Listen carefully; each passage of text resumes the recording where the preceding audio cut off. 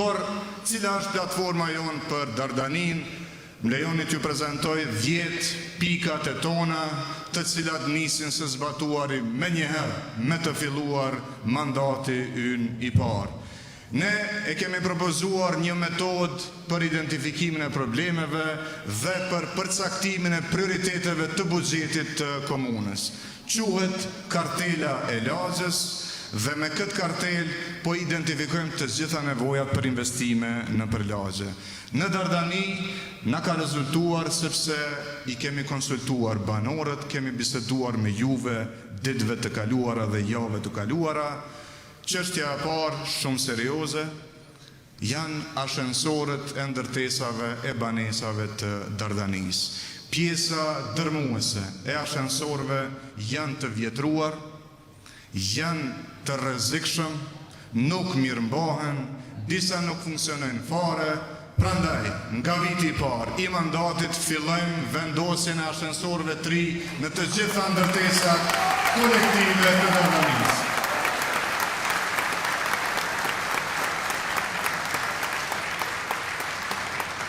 Mirë po, problemet e banimit kolektiv në banesa të Dardanis nuk përfundon vetëm me ashensorët. Ne kemi parë që edhe kulmet e banesave janë të paqëndrueshme, janë me materiale të vjetra, ka shpesh rrjedhje të ujit, prandaj duhet bashkarisht të angazhohemi dhe këtë ta bëj komuna, sepse banorët shpesh nuk mund ta përballojnë financiarisht, që të bëjmë riparimin, rinovimin e të gjitha kulmeve të banesave. Gjithashtu edhe bodrumet e banesave shpesh përmbyten nga uji, janë hapësira të rrezikshme dhe ato kërkojnë intervenim emergjent, kuptimin e hidroizolimit, pastrimit dhe mirëmbajtjes së bodrumeve në banesa. E për ta kompletuar investimin ton në banesat e Dardanis, ne do të punojmë shumë edhe në izolimin termik, edhe në fasadimin e banesave, sepse me këtë mënyrë ne ngrisim edhe eficiencën e energjisë në këto banesa.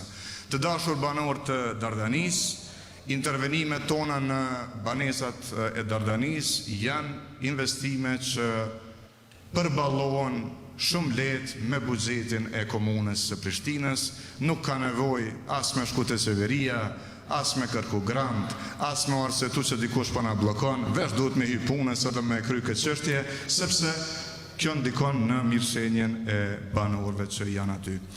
Problem tjetër shumë evident i Dardanis është uzurpimi i hapësirave publike. Ne jemi shumë vetëdijshëm që hapësirat publike u takojnë qytetarëve dhe na duhet një aksion i menjëhershëm në bashkëpunim edhe me juve për lirimin e të gjitha hapësirave publike nga uzurpimet, ndërsa na duhet një dialog me të gjitha bizneset dhe lokalet në mënyrë që shfrytëzimi i hapësirave jashtë lokaleve të rregullohet në atë mënyrë që nuk u pengon banorëve, nuk u pengon qytetarëve. Hapësira publike është e banorëve, e tillë duhet mbetet në Dardani. Ne jemi shumë të interesuar që të bëjmë edhe mirëmbajtjen e duhur të parqeve. Dardania është lagje e parqeve, e këndeve të lojrave, mirë po ato nuk po shfrytëzohen sepse nuk ka mirëmbajtje. Investimi ynë, angazhimi ynë përmes ndërmarrjeve komunale do të jetë i menjëhershëm dhe i përhershëm, sepse nuk mjafton vetëm me bëj investime, o shumë rëndësi edhe mirëmbajtja e sidomos e parqeve në Dardani. Kaosi me parkingje është një nga problemet më të mëdha që na shkakton stres të përditshëm. Edhe në mëngjes kur dalim nga shtëpia, mos na ka bllokuar dikush daljen nga parkingu, po edhe kur të kthehemi nga puna dhe obligimet e tjera, a do të gjejmë parking edhe hapësirë të lirë për parking. Ne patëm një rast shumë problematik, një rregullore të Prishtina parkingut, kemi nevojë urgjentisht ta rregullojmë atë dokument, ta bëjmë një rregullore të re, e rregulloria e Prishtina parkingut duhet para së gjithash të japë përparësi banorit të lagjes, pastaj vijnë të tjerët. Njëherë hapësina të sigurta për parkim për banorët e lagjes, pastaj edhe të tjerët. Dardania është e njohur edhe për qendrat e saj tregtare, por totalisht të pamirëmbajtura dhe tashmë të rrezikshme për sigurinë e banorëve dhe trive. Qendra tregtare të Santeja, të Kurrizi, të Posta e Re do të rregullohen, do të rinovohen, do të funksionalizohen dhe ato përveç që do t'i shërbejnë biznesit, aktivitetet biznesit aty, ne disa nga ato hapësira do t'i ridestinojmë për nevojat të ndryshme publike, për kulturën, për rinin, për aktivitetin, sepse Dardania gjithmonë ka qenë e gjallë, e na duhet edhe aktivitet më shumë rinor, kulturor, për t'i ringjallur këto hapësira të qendrave tregtare.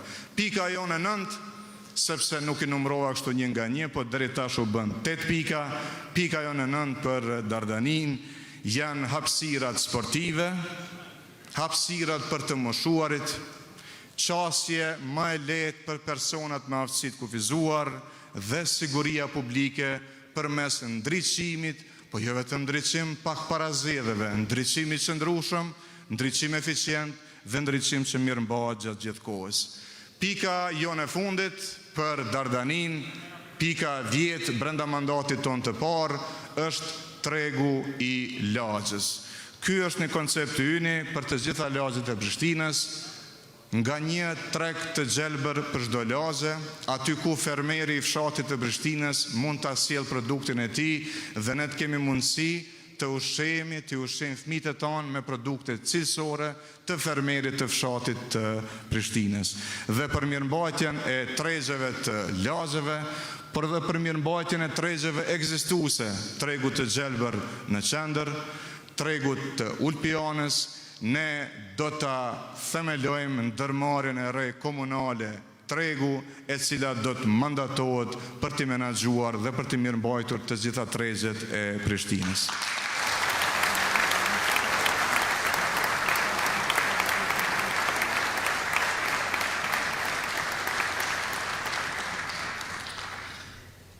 Vizioni ynë është i qartë, punët që na presin i kemi parasysh të gjitha, sepse edhe kemi folur me juve, edhe i kemi konsultuar ekspertët, vullnetin e kemi gjithmonë të qelikt, guximin e kemi gjithmonë aty, ne na duhet mbështetja juaj tash me datën 12 tetor, por edhe pastaj, sepse ne duam të qeverisim bashkë me qytetarin. Unë ju falenderoj shumë edhe për këtë prezencë, edhe për entuziazmin, edhe për mbështetjen e përhershme për lëvizjen në vendosje, e tash lejoni që ta ftoj kryeministrin Albin Kurti për fjalën e tij. Faleminderit.